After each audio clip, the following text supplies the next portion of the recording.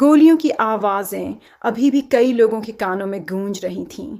नदी के किनारे हुई उस भयानक मुठभेड़ को बीते कुछ घंटे हो चुके थे, लेकिन वहाँ मौजूद हर पुलिस अधिकारी के चेहरे पर एक ही सवाल साफ दिखाई दे रहा था। स्पेशल ब्रांच के ऑफिसर घटनास्थल पर मौजूद हर सबूत को बारीकी से देख रहे थे। चारों तरफ गोलियों के निशान थे, टूटी हुई नावें थीं और नदी का बहता हुआ पानी उस रात की खामोश कहानी अपने साथ बहा कर ले जा रहा था। रिपोर्ट के मुताबिक जब गोलियां चल रही थीं, तभी एक बहादुर महिला ने अपनी जान जोखिम में डालकर उन सभी लड़कियों को बचाने की कोशिश की थी जिन्हें अपराधियों ने कैद करके रखा था। उसी अफरा तफरी में कुख्यात अपराधी बब्बर पुलिस के हत्थे चढ़ गया। उसकी गिरफ्तारी पुलिस के लिए बहुत बड़ी कामयाबी थी, लेकिन इस सफलता के बावजूद एक ऐसा सवाल था जिसने पूरी स्पेशल ब्रांच की नींद उड़ा दी थी। वह रहस्यमयी महिला आखिर कहाँ गायब हो गई?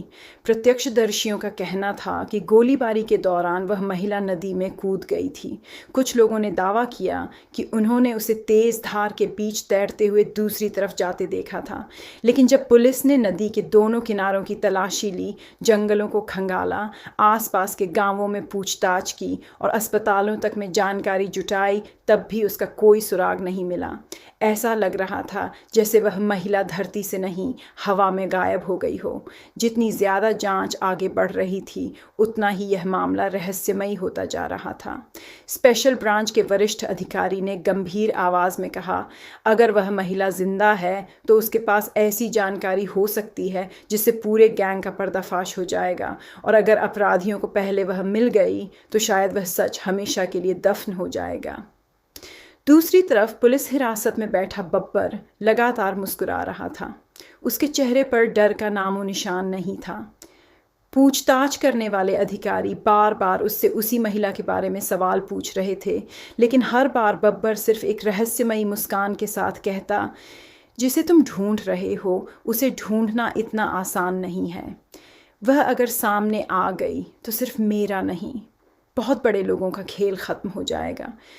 बब्बर की यह बात सुनते ही पूछताछ कर रहे अधिकारियों के चेहरे का रंग बदल गया।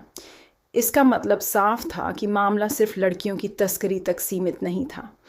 इसके पीछे कोई बहुत बड़ा नेटवर्क काम कर रहा था और वह रहस्यमयी महिला उसकी सबसे अहम गवाह थी।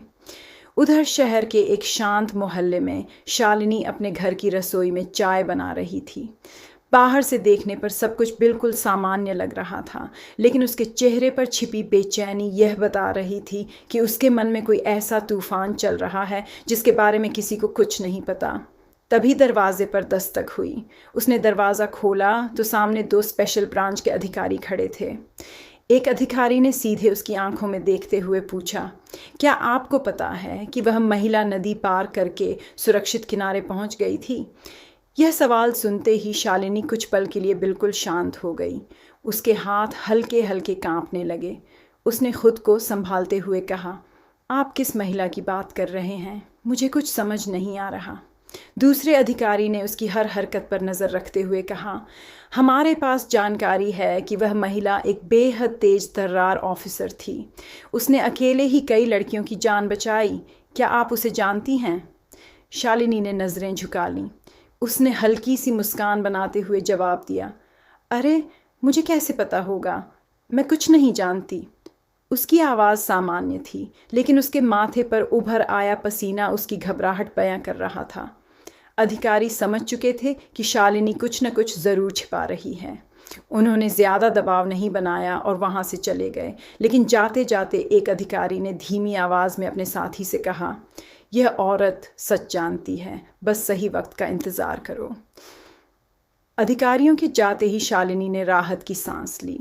उसने जल्दी से दरवाज़ा बंद किया और कुछ पल तक दीवार का सहारा लेकर खड़ी रही। तभी पीछे से उसके पति की आवाज़ आई, शालिनी क्या हुआ? कौन आया था? शालिनी तुरंत सामान्य बनने की कोशिश करते हुए मुस्कुराई और बोली, कोई नहीं, बस कुछ लोग रास्ता पूछ रहे थे। उसके पति ने गौर से उसकी आंखों में देखा। तुम परेशान लग रही हो।